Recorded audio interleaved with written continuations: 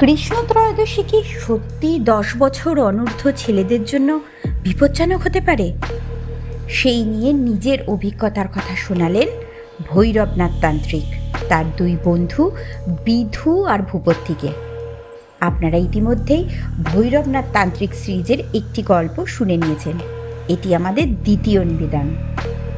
এক কাপালিকের মারাত্মক জিঘাংসার ফলে ঠিক কী হয়েছিল জানতে হলে শুনতে হবে গল্প ভৈরবনাথ তান্ত্রিক এবং কাপালিকের জিঘাংসা।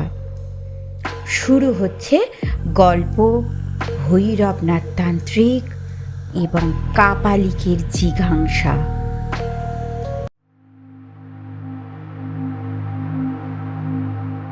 আমি হলাম বিধুচরণ মুখুজ্জে, সরকারি আপিসে কলম পেশা কেরানি। ইংরেজ সাহেবদের দাঁত পেশা গালি খেতে খেতে একেবারে নাজেহাল অবস্থা। আশা করি আমাকে মনে আছে আপনাদের, আর আমার শ্যালক ভূপতি তাকেও বোধ করি আপনাদের স্মরণে আছে। সেই কালীঘাটের মন্দিরে আমাদের সাথে পরিচয় হয়েছিল ভৈরবনাথ তান্ত্রিকের। সেই থেকে আমরা মাঝে মাঝেই তার কাছে গিয়ে থাকি। আমরা কিন্তু নিজেদের ভাগ্য নির্ধারণ কিংবা অন্য কিছুর উদ্দেশ্যে যাই না। আমরা যাই কেবলমাত্র ভৈরবনাথের রোমাঞ্চকর সব অভিজ্ঞতার কথা শুনতে। সেগুলো কতখানি সত্য সে বিষয়ে যদিও আমাদের মনে, অর্থাৎ আমার আর ভূপতির মনে বেশ সংশয় থাকে, কিন্তু যখন তিনি সেসব কাহিনী বর্ণনা করেন আমরা মন্ত্রমুগ্ধের মতো সেসব গল্প শুনতে থাকি। ভূপতি মাঝে মধ্যে গল্পের মাঝে বিরূপ মত পোষণ করলেও দিনের শেষে সেও ঠাকুর মশাইয়ের কাছে যাওয়ার জন্য ব্যাকুল হয়ে থাকে। সেই বিষয়ে কোনো সন্দেহই অবকাশ নেই। চৈত্র মাসের মাঝামাঝি সময়ে বাতাসে তখনও খানিক হিমেল পরশের ছোঁয়াচ অনুভব করা যায়। কাজের চাপের জন্য বেশ কয়েকদিন ঠাকুরমশাইয়ের বাড়ি যাওয়া হয়ে ওঠেনি। সেদিন মনে মনে স্থির করছিলাম কাজের চাপ আজ একটু কম আছে, একবার যাওয়াই যায় সেখানে। আকাশও বেশ কালো করে আসছে, কাল বৈশাখী আসবার প্রবল সম্ভাবনা। এই রকম দিনেই তো ঠাকুরমশাইয়ের বলা গল্পগুলো বেশ জমে যায়। আপিস থেকে বেরোতে যাব, ঠিক সেই সময় দেখি কেমন বেজার মুখ করে আমার শ্যালক বাবা জীবন আমার আপিসের দিকেই আসছেন। বুঝলাম তারও মনের ইচ্ছা সেখানে যাওয়ার। দুজনে মিলে ট্রামে চেপে রওনা দিলাম আহিরটোলা ভৈরবনাথ তান্ত্রিকের বাড়ি। ঠাকুরমশাইয়ের বাড়ির কোলের কাছে পৌঁছানোর আগেই উঠল মারাত্মক ঝড়। শহরে প্রবল বেগে ঝাঁপিয়ে পড়েছে মরশুমের প্রথম কালবৈশাখী। আমরা দুজনে আশ্রয় নিলাম একটি তেলে ভাজার গুমটির নিচে। সাধারণত ঠাকুরমশাইয়ের বাড়ি গেলে আমরা এই তেলে ভাজার দোকান থেকেই তেলে ভাজা কিনে থাকি। মুখ চেনা হয়ে গিয়েছে আমাদের জন্য। সে দোকানদার জিনিসপত্র সরিয়ে আমাদের দাঁড়ানোর জায়গা করে দিল। বেশ কিছুক্ষণ ধরে চলল ঝড়ের তাণ্ডব। তারপরে সেই উন্মুক্ত ধরাকে শান্ত করতে নামল শীতল বাড়িধারা। কিন্তু সেই বৃষ্টি যে থামবার নামই নেয় না। খানিক অশান্ত হয়ে ভূপতি বলে, জামাইবাবু, আর কতক্ষণ এইভাবে দাঁড়িয়ে থাকবো বলুন তো? এই বৃষ্টি খুব তাড়াতাড়ি থামবে বলে মনে হচ্ছে না। তার চেয়ে বরং চলুন, আমার কাছে একখানা ছাতি আছে, তাই মাথায় দিয়ে দুজনে যাই ঠাকুর মশাইয়ের বাড়ি। না হলে এখান থেকেই বাড়ি ফিরতে হবে, এই বলে দিলুম। কিন্তু ভূপতি, একখানা ছাতিতে দুজনে যাই কেমন করে বলো? দুজনেই যে ভিজে যাব। সে যাই যাব, ওখানে গিয়ে গা মাথা মুছে নেবক্ষণ। নিন তেলে ভাজা কিনুন আর চলুন। সে তো নয় নিলুম, কিন্তু ভায়া, ওনার জন্য সিগারেট কিনতে গেলে সেই রাস্তার অপর পারে যেতে হবে। কি করা যায়? ও জামাইবাবু, আপনি বোধ করি ভুলেই গেছেন। বিগত কয়েক মাস ধরে ভৈরবনাথ ঠাকুর যে সিগারেট ছেড়ে হুঁকো ধরেছেন, সিগারেট নাকি তার পোষাচ্ছে না। সেই নিয়ে কত বড় উপদেশ দিলেন শেষবারে, ভুলে গেলেন? সত্যি তো ভুলে গেছিলাম। চলো চলো এগোনো যাক। একটা ছাতিতে দুজনের মোটেই কুলালো না। যথারীতি দুজনে প্রায় কাক ভেজা হয়ে ভৈরবনাথ তান্ত্রিকের বাড়ি পৌঁছালাম।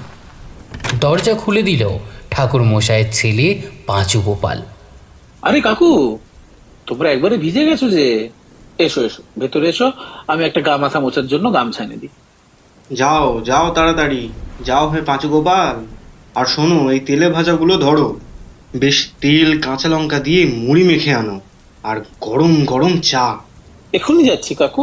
এই নাও গামছা, তোমরা বেশ করে গা মাথা মুছে ভেতরে বাবার হাত দেখার ঘরে যাও, বাবা ভেতরেই আছেন।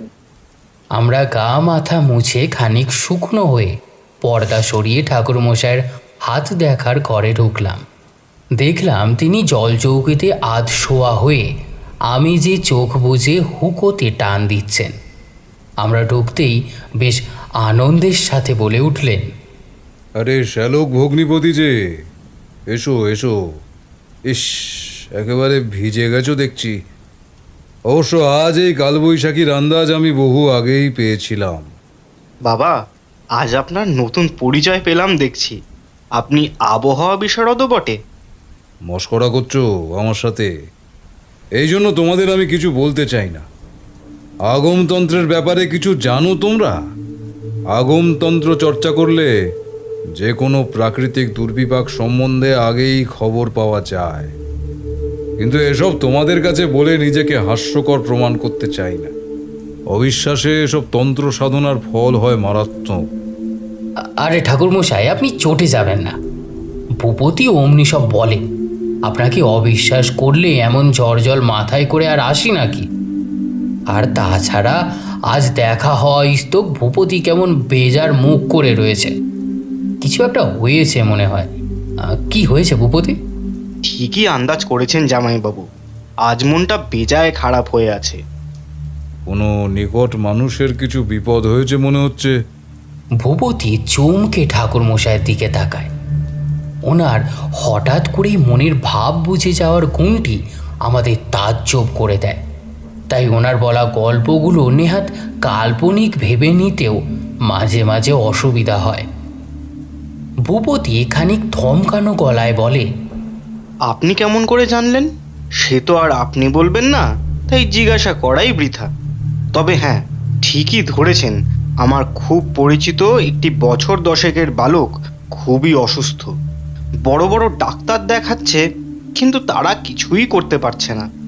আজ তাকে কলকাতার সবচেয়ে বড় ডাক্তারের কাছে নিয়ে গেল। দেখা যাক কি বলেন তিনি। কি হয়েছে তার? আমাকে বলা যায়? কেন বলা যাবে না? এমন গোপন কিছু তো নয়। সেই ছেলে কিছুই মুখে তুলছে না। তার নাকি মুখে কিছুই রুচছে না। সে শুধুমাত্র কাঁচা মাংস খেতে চাইছে। তা কি দেওয়া যায় তাকে বলুন তো? ধীরে ধীরে শরীর শুকিয়ে যাচ্ছে, মৃত্যুর দিকে এগিয়ে যাচ্ছে। লক্ষণ তো মোটেই সুবিধের নয় হে। ও ডাক্তার বদ্যির কমও নয়। আমাকে নিয়ে যেতে পারো সেখানে একবার? আমি বলেছিলাম তাদের আপনার কথা, কিন্তু তারা বিশ্বাস করছে না এসব। দেখি আজ ডাক্তার কি বলে, তারপর আমি জোর করেই আপনাকে সেখানে নিয়ে যাব। এইভাবে তো আর ছেলেটাকে মৃত্যুর মুখে ঠেলে দিতে পারি না। সামনে কৃষ্ণ ত্রয়োদশী আসছে, তার আগেই কিন্তু যা করার করতে হবে। কৃষ্ণ ত্রয়োদশী দশর্ধ বালকদের ওপর খুব বাজে প্রভাব ফেলতে পারে। সেই ঘটনা মনে করলে আজও আমি শিউরে উঠি। আমরা বুঝতে পারি এবারে গল্প শুরু হবে। এর মধ্যে পাঁচু মুড়ি মাখা চা নিয়ে ঘরে ঢোকে। তাকে দেখে ঠাকুরমশাই বলেন, ওয়ে পাঁচু গোপাল, যাও তো হুঁকোটা একটু জল ফিরিয়ে নিয়ে এসো। নাও নাও, তোমরা খাওয়া শুরু করো। সে নয় আমরা খাচ্ছি, কিন্তু আপনি শুরু করুন গল্প। আহ, বলেছি না এগুলোর কোনোটাই গল্প গাথা নয়, সবটাই সত্য ঘটনা। যাক, এবার ঘটনাতে ফিরি। তখনও আমি গার্হস্থ্য জীবনে প্রবেশ করিনি, বুঝলে। ভূত ডামরে মধুমতি নামনি এক দেবী আছে। তন্ত্রকুলে তার সাধনা অতীব প্রসিদ্ধ। মধুমতি তন্ত্রমতে সিদ্ধ হওয়া বাস্তবিক বড় কঠিন, কারণ ভূত ডামরে মধুমতি সাধনার কোনো বিস্তারিত বিবরণ দেওয়া নেই। তো আমি বেরোলাম সেরকম গুরুর সন্ধানে। যিনি আমাকে মধুমতি সাধনায় সাহায্য করবেন আর সঠিক জ্ঞান আমাকে দিতে পারবেন। গ্রামের পর গ্রাম চলতে চলতে আমি গিয়ে পৌঁছলাম সরস্বতী নদীর তীরে অবস্থিত সুজলা সুফলা শস্য শ্যামলা একটি গ্রামে। তখন সন্ধ্যা হব হব করছে। তার আগে আমি বিস্তর গ্রাম ঘুরেছি, কিন্তু এমন শুনশান গ্রাম আমি দুটি দেখিনি। হ্যাঁ, এটা ঠিক, গ্রামের দিকে মানুষ একটু তাড়াতাড়ি শুয়ে পড়েন, কিন্তু এত তাড়াতাড়ি?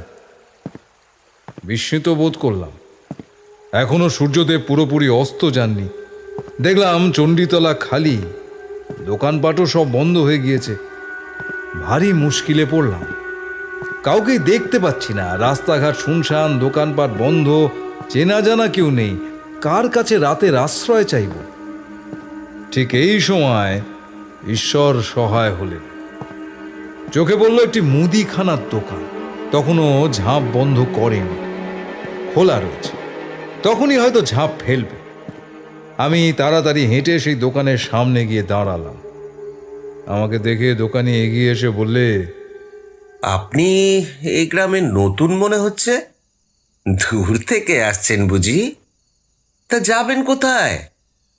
তখন ক্ষুধায় তৃষ্ণায় আমার অবস্থা বেশ খারাপ। আমি তখন কোনো মতে তাকে বললাম, আমি ভবঘুরে মানুষ, দেবী সাধনার উপাচার্যের নিমিত্ত ঘুরে বেড়াচ্ছি গ্রাম থেকে গ্রামান্তরে। জানি না এরপরে কোথায় যাব। এটা কোন গ্রাম আমাকে একটু বলতে পারেন? আগে এটা সোমনাথপুর গ্রাম। আপনি এখানে বসুন। আমাকে একটু জল খাওয়াতে পারেন? আগে আপনার? আমি ব্রাহ্মণ, আমার নাম ভৈরবনাথ ভট্টাচার্য। কিন্তু ঠাকুর মশাই, আমরা যে কলু, আমি তো আপনাকে জল নিবেদন করতে পারবো না। ওই কলসিতে জল আছে, নতুন বেলেমাটির কলসি, ঠান্ডা হিম শীতল জল। আপনি দয়া করে নিজে জল গড়িয়ে খান। ঠিক এমন সময় কড়কড় শব্দ করে বাজ পড়ে আমাদের রীতিমতো চমকে দিল, আর প্রবল হাওয়ার বেগে ঠাকুরমশাইয়ের ঘরের জানালা দড়াম শব্দ করে খুলে গেল। ভূপতি ছুটে গিয়ে জানালার আগল টেনে দিল শক্ত করে। ভৈরবনাথ একটা দীর্ঘশ্বাস ছেড়ে বললেন, না জানি আজ কার অনিষ্ট হচ্ছে। প্রকৃতির এরকম রূপ যে অনিষ্টতার বার্তা বহন করে গো। পাঁচুগোপাল, ভেতর থেকে একটু চা দিয়ে যাও তো। যাক, যা বলছিলাম, তখনকার দিনে গ্রামে ব্রাহ্মণদের বিশেষ শ্রদ্ধা ভক্তি করা হতো। এখনো কিছু কিছু জায়গায় হয়তো বা হয়, কিন্তু আমি তো আর ঘর থেকে সেরকম বেরোই না, তাই সম্যক জ্ঞান নেই। সত্যি, বেলে মাটির ঘোড়ার হিমশীতল জল পান করে আমার ক্লান্তি যেন অর্ধেক দূর হয়ে গিয়েছিল। জল খাওয়ার পর দোকানি আমাকে নতুন কলকেতে তামাক সেজে কলাপাতার ডাঁটি দিয়ে নল বানিয়ে ধূমপান করতে দিল। দোকানটি একটি বিশাল বড় বট গাছের নিচে, ভারী সুন্দর জায়গায়। মাথার উপর গাছের ডালে ঘর ফিরতি পাখিদের কিচিরমিচির শব্দ। দোকানের সামনের পথ আলো আধারিতে ভরে গিয়েছে। এক অপূর্ব মনোরম গ্রাম্য পরিবেশ।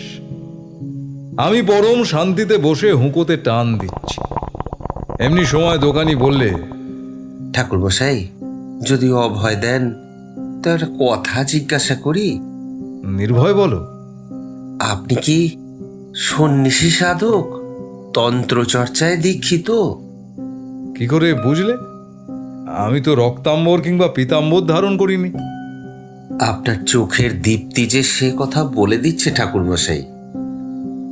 আপনাকে আমাদের ভীষণ দরকার ঠাকুর মশাই। আপনাকে দেখেই মনে হয়েছে আপনি সেই মানুষ যিনি আমাদের রক্ষাকর্তা হয়ে এসেছেন। শান্ত হয়ে রোসো রোসো, ঠান্ডা হয়ে বলো তো কি হয়েছে। এই গ্রামে পা দিয়েই আমার বড় অদ্ভুত লেগেছে। এত সুন্দর একটা গ্রাম, কিন্তু কেমন যেন প্রাণহীন।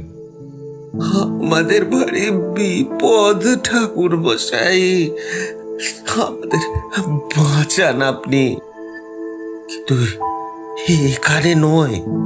আমি চট করে দোকানটা বন্ধ করে নেই। আমার সাথে আমার বাড়িতে। আপনি যদি আমার অতিথি হন, আমি কৃতার্থ বোধ করব।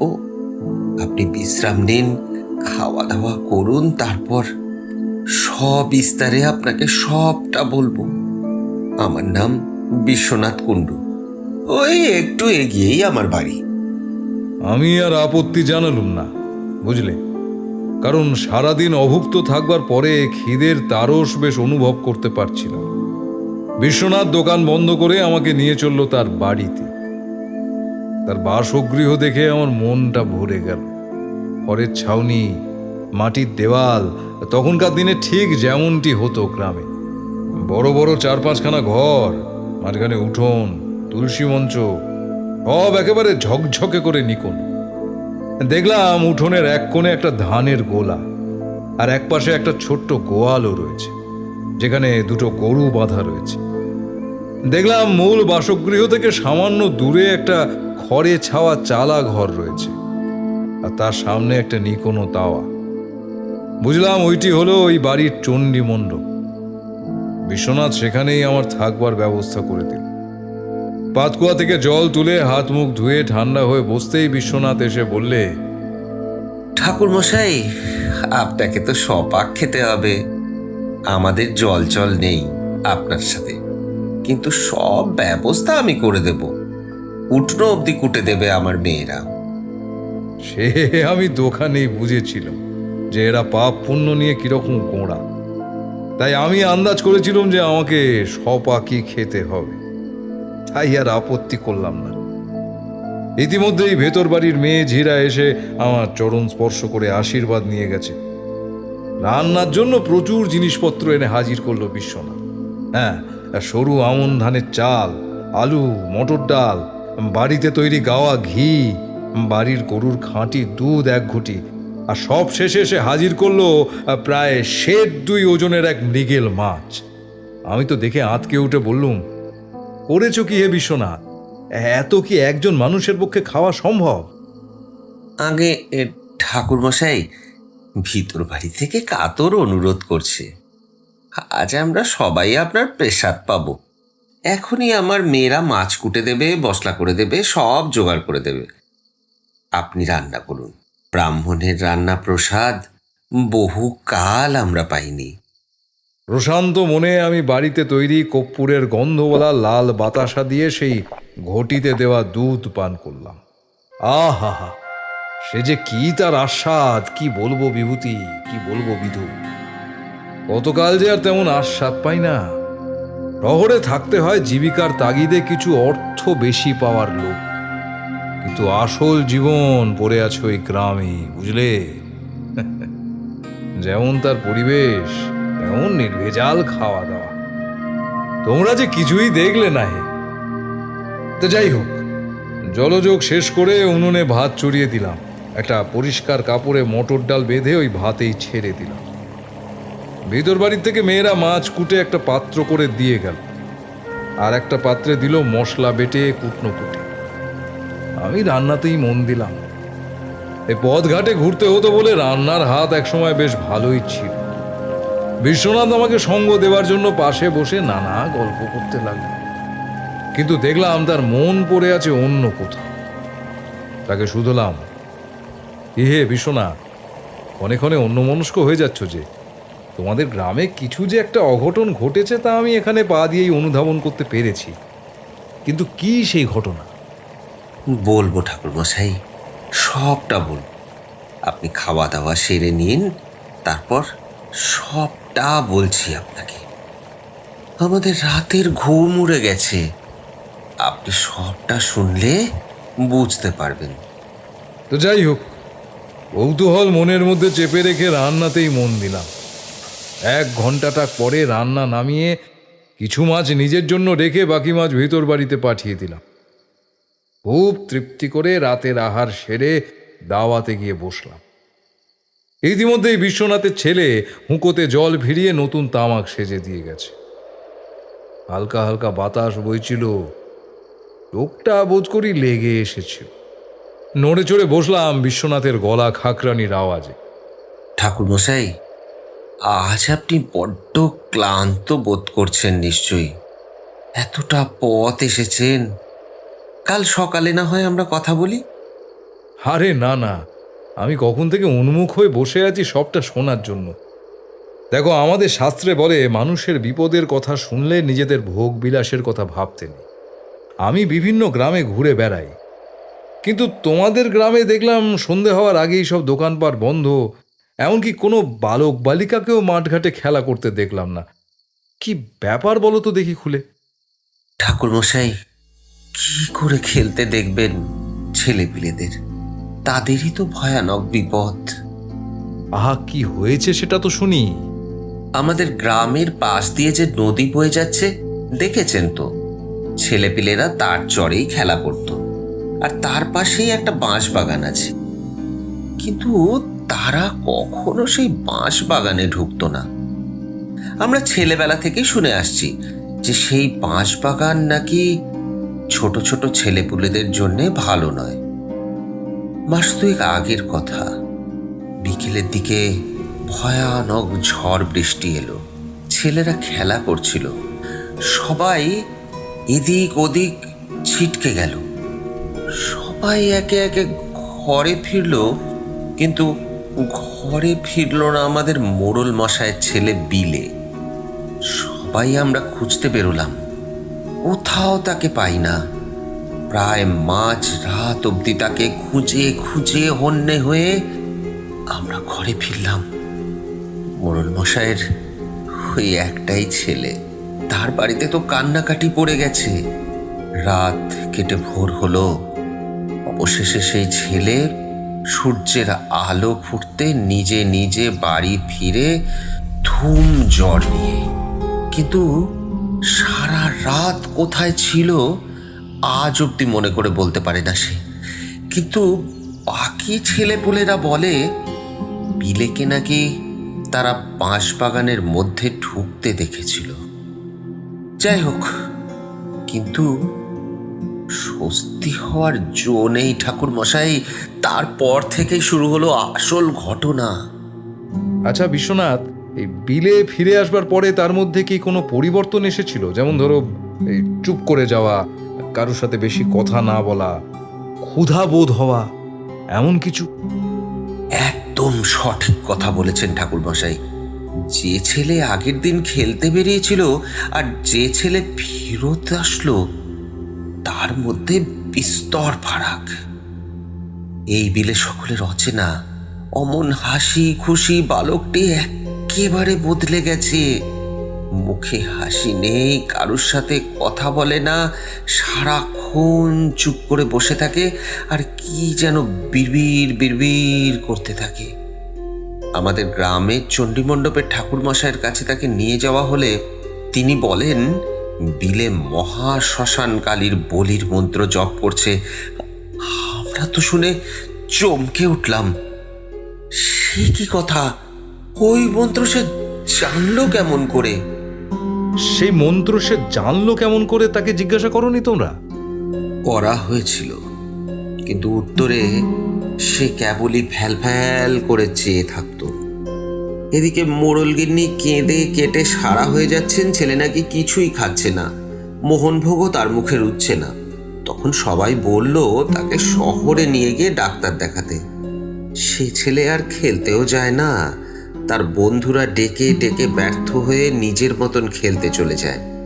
অন্য দিনের মতো তারা সেদিন খেলতে গেছে, কিন্তু তাদের মধ্যে থেকে আমাদের গ্রামের কুমোর বিশুর ছেলে হারু আর বাড়ি ফেরে না। সারা রাত খোঁজাখুঁজি, কিন্তু কোথাও তাকে পাওয়া যায় না। অবশেষে পরদিন নদীর বালির চরে তার প্রাণহীন দেহটা পাওয়া যায় ঠাকুর মশাই। কি ভয়ানক সেই দৃশ্য, ভাবলে শিউরে উঠি। পুরো শরীরে এক বিন্দু রক্ত নেই তার, পুরো রক্তটা মনে হচ্ছে কেউ যেন শুষে নিয়েছে। এরপরে আমাদের মন্দিরের পুরোহিত মশাইয়ের ছেলে, তারপর রাজু ঘরামির ছেলে, দিনুর 10 বছরের ছেলে, সবাইকেই ওই একইভাবে নদীর চরে পাওয়া যায়। তারপর থেকে আমরা কেউ আমাদের ছেলেপুলেদের বাড়ির বাইরে বেরোতে দিই না। সন্ধ্যা হওয়ার আগেই আমরা সব দোকান পাট বন্ধ করে যে যার বাড়িতে ঢুকে পড়ি। পুরো এলাকায় আতঙ্ক ছড়িয়ে পড়েছে ঠাকুরমশাই। ছেলেরা পাঠশালায় যেতে পারছে না।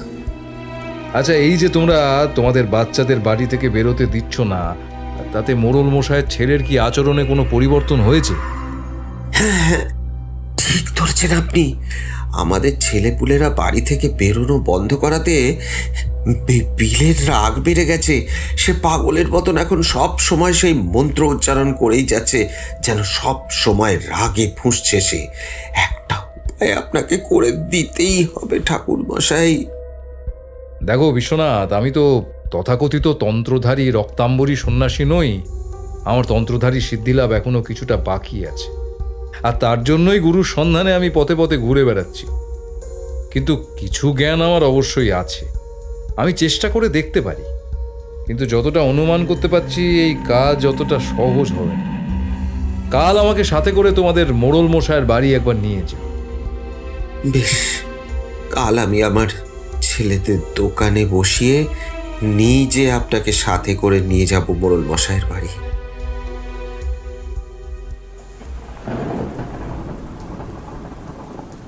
এই অবধি বলে ভৈরবনাথ থামলেন। ওনার এই এক বাজে অভ্যাস আছে, যা আমাকে ও ভূপতিকে বড্ড বিরক্ত করে। উনি গল্প বলতে বলতে সবচেয়ে চমকদার মুহূর্তে হঠাৎ করে থেমে যান। হয়তোবা আমাদের মনোভাব বুঝে নেওয়ার চেষ্টা করেন যে আমরা কতটা উৎসাহের সাথে তার গল্প শুনছি।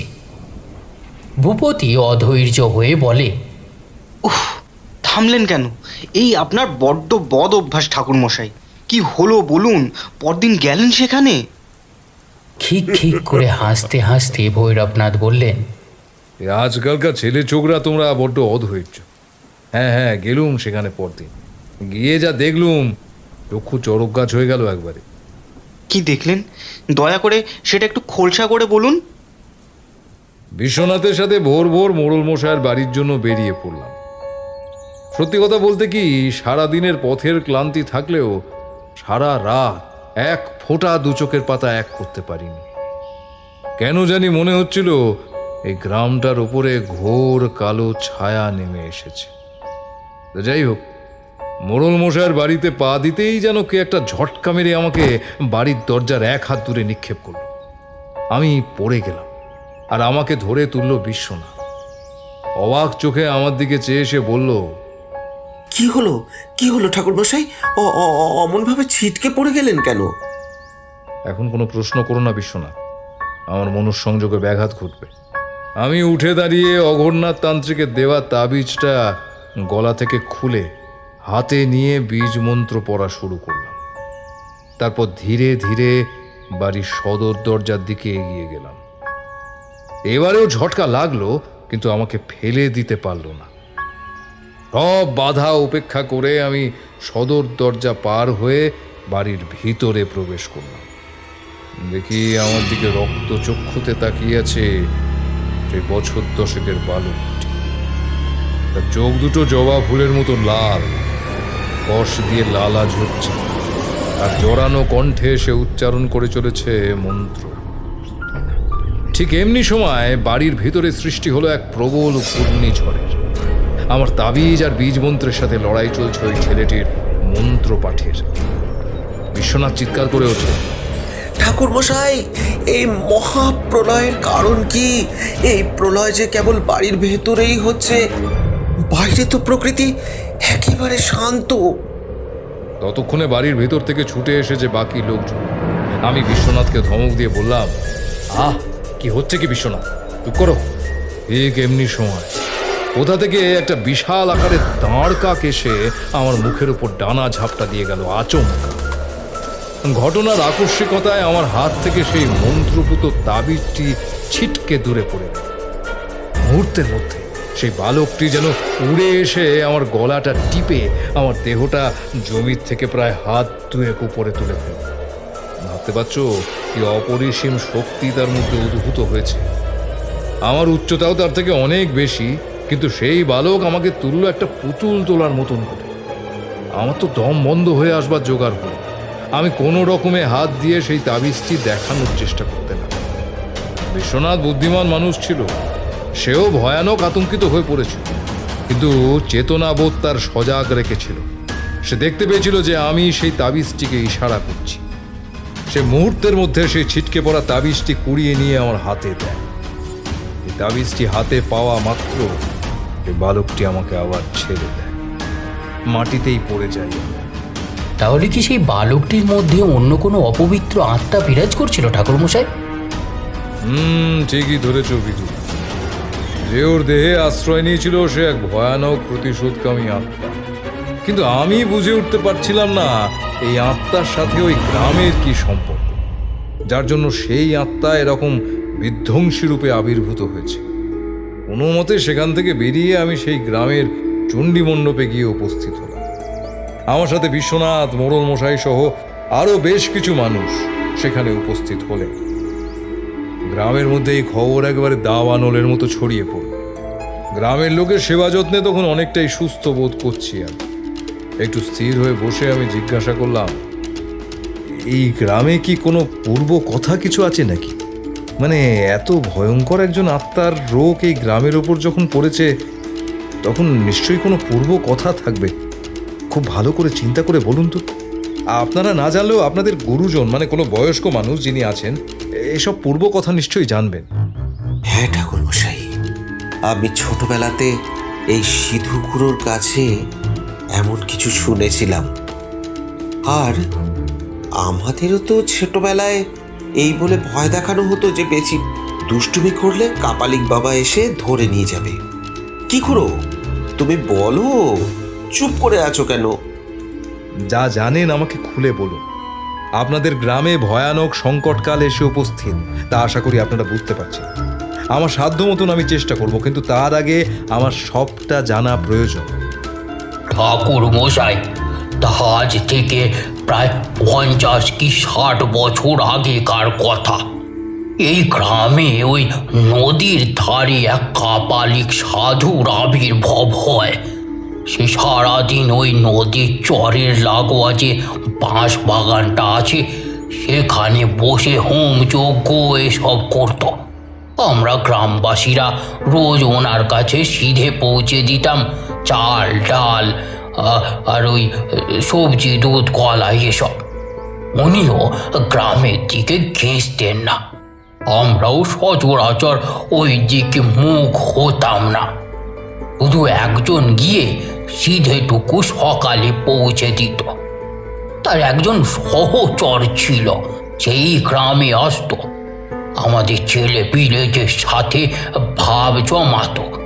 আমরা তাকেই জিজ্ঞাসা করতাম যে সাধু বাবা সারাদিন কি যজ্ঞ করছেন। সে বলতো উনি নাকি ভয়ানক কোনো যজ্ঞ করছেন। এই যোগ্যতা উনি সিদ্ধি লাভ করলে অসীম ক্ষমতার অধিকারী হবেন।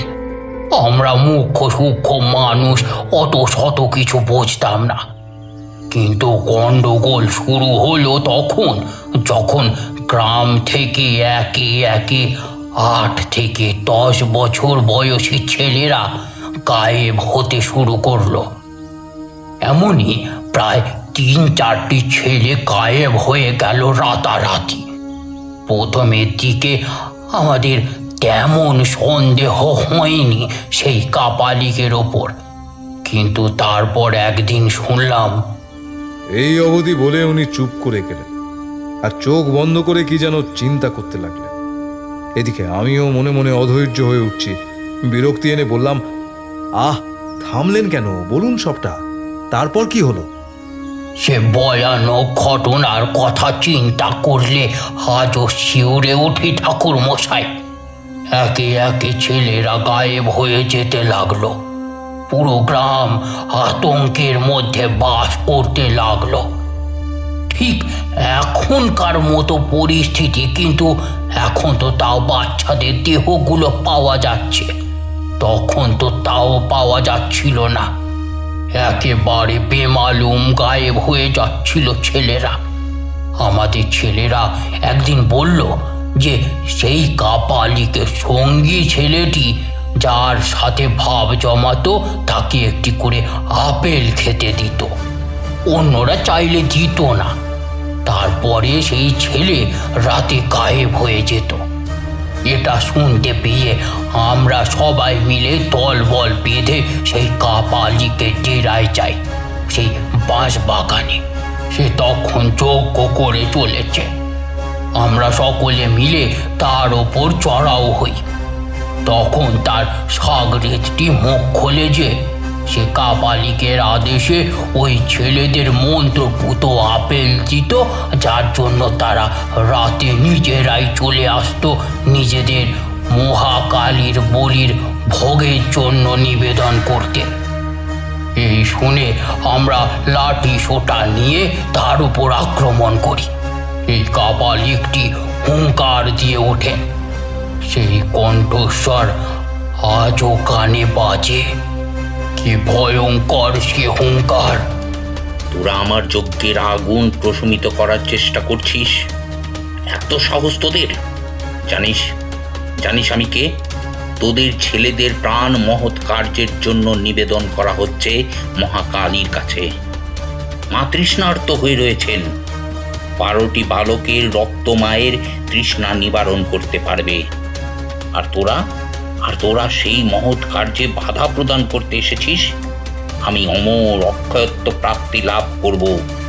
তখন তোদের গ্রামেই আমি বিরাজ করে তোদের গ্রামের শ্রীবৃদ্ধি ঘটাবো। আর নরাধম, তোরা আমার কাজের বিঘ্ন ঘটাস। এই কথা শুনে আমরা হিতাহিত জ্ঞান শূন্য হয়ে পড়ি। মারতে মারতে তাদের আধমরা করে ফেলি। তারপর গণপ্রহারে তাদের মৃত্যু হয়। কিন্তু মৃত্যু পূর্বে সেই কাপালিক বলে যান,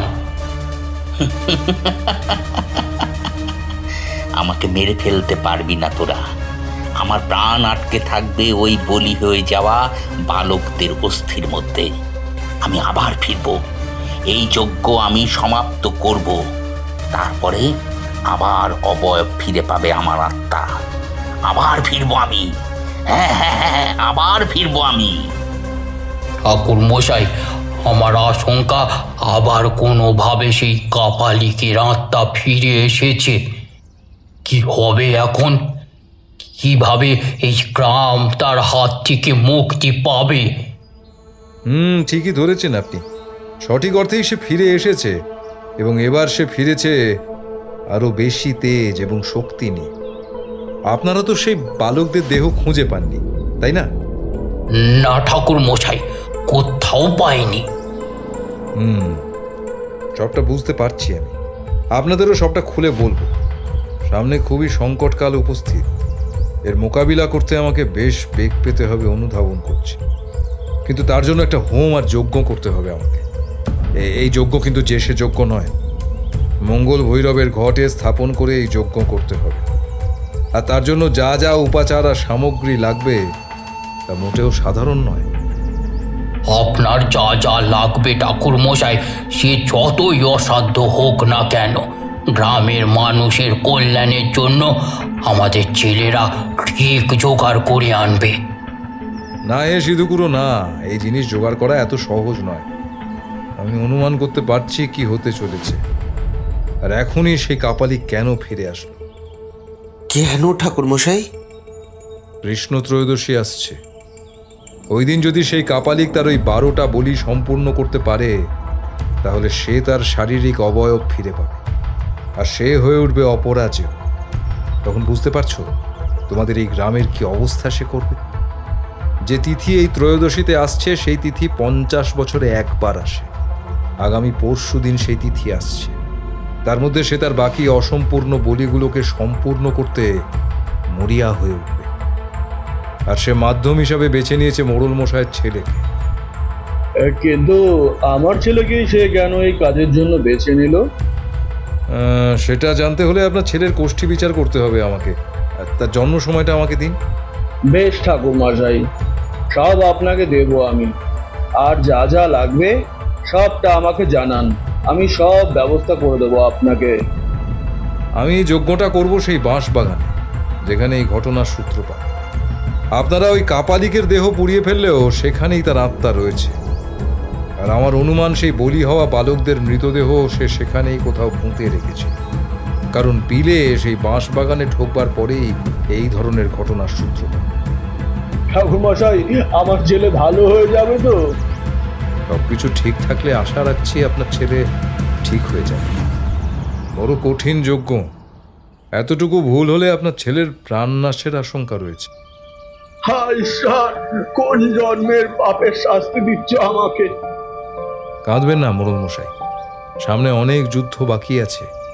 আর সবচেয়ে জরুরি যে কথা সেটা হলো আমাকে একজন সাহায্যকারী কাউকে দিতে হবে, যে যজ্ঞের উপাচার সামগ্রী আমাকে এগিয়ে দেবে হাতে হাতে, কারণ আমার একলার পক্ষে এই যজ্ঞ করা সম্ভবপর হবে না। বেশ ঠাকুরমশাই, আমাদের চণ্ডী মণ্ডপের যে পুরোহিত মশাই আছেন, তিনি আপনাকে সব রকম ভাবে সাহায্য করতে পারবেন। আমাদের গায়ে মাত্র 2 ঘরই ব্রাহ্মণ আছেন।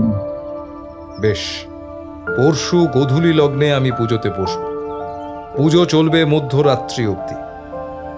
এখন আমি একটু বিশ্রাম নেব, আমার খানিক বিশ্রামের প্রয়োজন। আর শোনো, তোমরা তোমাদের বাড়িতে যার যার 10 বৎসরের ছেলে আছে সবাই নিজেদের ছেলেকে এই 2 দিন চোখে চোখে রাখবে, চোখের আড়াল হতে দেবে না মোটেই, কারণ মৃত মানুষকে প্রাণদানের ক্ষমতা আমার নেই। বিকেল 4 ঘটিকায় আবার আমরা এখানে আসব, তখন উপাচার সামগ্রীর ফর্দ আমি দিয়ে দেব। তাই হবে ঠাকুরমশাই, আপনার ওপরে বেশ ধকল গেল। ঠাকুরমশাই, বাড়িতে চলুন, স্নানাহার সারুন। ক্লান্ত বিধ্বস্ত আমি, বাড়ি ফিরে আবার রান্নার জোগাড় করতে মন চাইল। তাছাড়া যে যজ্ঞে আমি বসতে চলেছি তার জন্য 2 দিন আমার সাত্ত্বিক ভোজন আবশ্যিক ছিল।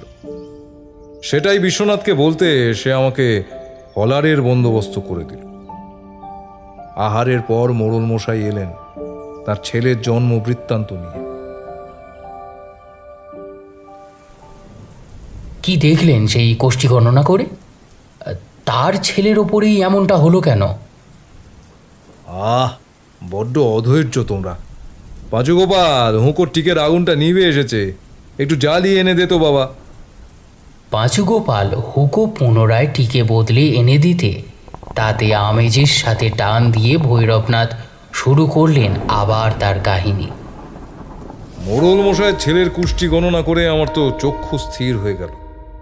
এর থেকে ভালো পৈশাচিক আধার আর কার দেহই বা হতে পারে। ছেলেটির জন্ম পূর্ণগ্রাস চন্দ্রগ্রহণের সময়। রাক্ষসগণ, তুলা রাশি, বৃশ্চিক লগ্ন, মারাত্মক যোগ সব। আমি সে কথা বিকেলে চণ্ডী মণ্ডপে জানালাম মোড়ল মশাইকে। তার সাথে এও জানালাম যে ছেলেটির মৃত্যুযোগও আছে। সে কথা শুনে তো তিনি কেঁদে পায়ে পড়লেন আমার। তাকে আশ্বস্ত করে আমি বললাম, দেখুন মোড়ল মশাই, আমি আমার সাধ্য মতন চেষ্টা করব, বাকি সবটাই ওপরওয়ালার হাতে। আমার ছেলেটাকে প্রাণে বাঁচিয়ে দিন ঠাকুরমশাই। আচ্ছা, যজ্ঞের যা যা উপচার লাগবে সেটার ফর্দ আমি লিখে দিলাম। এর মধ্যে কিছু জিনিস তোমরা জোগাড় করতে পারবে না, আমাকেই বেরোতে হবে কাল। এই যজ্ঞ সাধারণ তো নয়, তাই তার জিনিসপত্রও সাধারণ নয়। ভয় পেও না তোমরা। ঠাকুরমশাই, এসব জিনিস কোথা থেকে জোগাড় হবে? নরকপাল, নরহারের মালা, ফলযুক্ত কুচ গাছের ডাল, কলঙ্ক ধরা পুরনো পেতলের প্রদীপ, কলা বাদুরের ডানা ফোড়ানো ছাই, এসব। অত ভাববেন না মোড়ল মশাই, সব জোগাড় হবে, আমি আছি তো। এমন অদ্ভুত জিনিস সব পেলেন? প্রত্যেকটা জিনিস জোগাড় করো। তারপর নির্দিষ্ট সময় পরদিন গোধূলি লগ্নে পুজোতে বসলাম। বাঁশবাগানটির কিছু অংশ পরিষ্কার করে সেখানে শামিয়ানা খাটিয়ে যজ্ঞের আয়োজন করা হয়েছিল।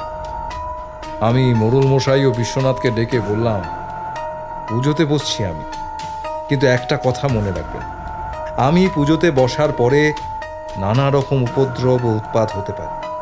কেউ কিন্তু ভয় পাবেন না, এক মনে ঈশ্বরের নাম করবেন। যদি দুর্বল হৃদয়ের কেউ থাকে তাহলে সে যেন এই স্থান এই মুহূর্তে পরিত্যাগ করে। বিরুদ্ধ শক্তি কিন্তু ভীষণ শক্তিশালী। ক্রমাগত সে চেষ্টা করবে যাতে আমি এই হোম শেষ না করতে পারি। আমি সবে দেহবন্ধন করে আসন শুদ্ধি করে পুজো শুরু করেছি, কোথা থেকে অজস্র ইঁদুর এসে আমার পুজোর সমস্ত উপাচার নষ্ট করে দিতে উদ্যত হল। চোখের ইশারাতে কাউকে বিব্রত হতে মানা করলাম। মন্ত্রপুত কলাবাদুরের ডানার ছাই তাদের উপর নিক্ষেপ করতেই তারা মুহূর্তের মধ্যে গায়েব হয়ে গেল। আমি বিন্দুমাত্র কাল বিলম্ব না করে ঘট স্থাপন করে মঙ্গল ভৈরবের ধ্যান শুরু করে দিয়েছি। ভৈরবকে সম্মানার্থ দেওয়ার সাথে সাথে কোথা থেকে অসংখ্য চিল এসে উপস্থিত হল আর চক্রাকারে আমাদের মাথার উপরে ঘুরতে লাগলো, যেন তাণ্ডব চলছে সেখানে। আমার মন একটু একটু করে যেন ধ্যান থেকে সরে যাচ্ছে অনুভব করতে পারছি। আবার বীজ মন্ত্র উচ্চারণ করতে করতে মনোনিবেশ করছি। ততক্ষণে চারিদিকে ভোর সন্ধ্যা লেগে গেছে। নরকপালে সবের আচ্ছাদন থেকে পাকানো সলতে দিয়ে দীপ জ্বালালাম। দীপের আরতি চলছে। হাড়ের মালাতে 101টি জবা ফুল উৎসর্গ করে কুঁচ গাছের ডালটি নিবেদন করলাম যজ্ঞের আগ। সাথে সাথেই অদ্ভুত কালো ধোঁয়াতে চারিপাশ ভরে উঠল। তাতে দিলাম এক মুঠো মন্ত্রপুত ধুনো, কিন্তু ধুনোর মিষ্টি সুবাসের পরিবর্তে চারিপাশ বিষম ভূতিগন্ধে ভরে যেতে লাগলো। সবাই ওখানে বমি করতে লাগলো, অসুস্থ বোধ করতে লাগলো। তারপর মরা পচার দুর্গন্ধে চারিদিক ভরে উঠল। আমি তখন সেই কলঙ্ক লাগা প্রদীপের ভিতর চন্দন আর অগরুতে ডুবিয়ে রাখা রক্ত জবা নিক্ষেপ করলাম যজ্ঞের আগুন। নিমেষে সেই গন্ধ দূর হয়ে মিষ্টি সুবাসে চারিদিক ভরে উঠল। তারপরে আমি হোমের বেদির সামনে বালির ওপরে আঁকলাম যোগিনী মণ্ডল। সেই হাড়ের মালা গলায় দিলাম। এক কাঠের হাতায় করে ঘি আহুতি দিতে লাগলাম। কিন্তু দেখছি যজ্ঞের আগুন স্তিমিত হয়ে আসছে ক্রমশ। আমি বুঝতে পারছি না কি করব। ঠিক এমনি সময় দেখলাম তীর বেগে সেই বালকটি ছুটে আসছে। মোড়ল মশাইয়ের ছেলে পিলে। গলায় অদ্ভুত আওয়াজ করে সে বলছে, এই পূজা আমি কিছুতেই সম্পন্ন হতে দেব না। আমার এত বছরের তপস্যা এভাবে নষ্ট করবে তুই? বলে বিলে নদীর দিকে তাকাতেই নদীর স্রোতের জল হু হু করে এইদিকে ধেয়ে আসতে লাগলো। আমি প্রাণপণে যজ্ঞের শেষ আহুতি দেওয়ার চেষ্টা করতে লাগলাম। দমকা হাওয়াতে যজ্ঞের আগুন নিভে আসছে প্রায়। আমার হাত কে যেন জোরে চেপে ধরেছে। সর্বশক্তি প্রয়োগ করে যজ্ঞের শেষ আহুতি দান করলাম আমি। ঠিক এমনি সময় দেখি বিলের দেহটা শূন্যে পাক দিতে দিতে ওপরের দিকে উঠে যাচ্ছে। আমি সেই হোমের জ্বলন্ত ভস্য দুই হাতে তুলে নিয়ে ছুঁড়ে দিলাম বিলের দিকে। এই জ্বলন্ত হোমের ভস্য তার গায়ে লাগতেই তার দেহটা মাটিতে পড়ে ছটফট করতে লাগলো। তার মুখের ওপর সেই নরকপাল ছুঁয়ে বললাম, আর কোনো উপায় নেই, এই বালকটির শরীর পরিত্যাগ কর হে কাপালিক। কৃষ্ণা ত্রয়োদশী ছেড়ে যাচ্ছে কিছুক্ষণের মধ্যেই, আর তোর আশা পূর্ণ হবে না। বলেই আমি এক মুঠো ভস্মাগ্নি ছুঁড়ে মারলাম শূন্যে। রাত শেষ হতে আর কিছু সময় তখন বাকি। সকলকে বললাম, তোমরা সবাই শিগগির এসো আমার সাথে। সেই বাচ্চাদের মৃতদেহ ওই নদীর চরেতেই পোঁতা আছে। শিগগির খুঁজে বের করতে হবে। সূর্যোদয়ের আগে সেই নরকঙ্কাল দাহ করতে হবে, না হলে কিন্তু ওই কাপালিক এই বিলেকে ছাড়বে না। সবাই মিলে বালির চর খোঁড়া শুরু করল। উথাল পাতাল করার পর খুঁজে পেল একে একে সব কটি নরকঙ্কাল। ওই চরেতেই দাহ করা হলো তাকে। ধীরে ধীরে নিস্তেজ হয়ে পড়ল বিলের দেহ। নতুন সূর্যোদয়ের সাথে চোখ খুলল বিলে।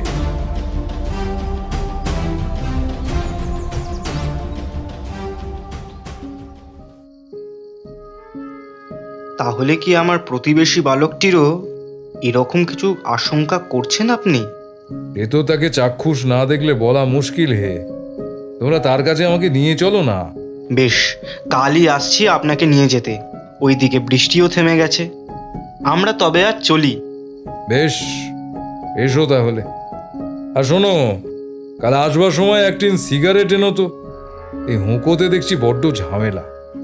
এই সাহেবরা সিগারেটের এমন বদ অভ্যাস ধরিয়েছে, ছাড়া বড্ড মুশকিল হে। আমি আর ভূপতি মুখ চাওয়াচাই করতে করতে ভৈরবনাথের বাড়ি থেকে নিজেদের বাড়ির উদ্দেশ্যে রওনা দিলাম।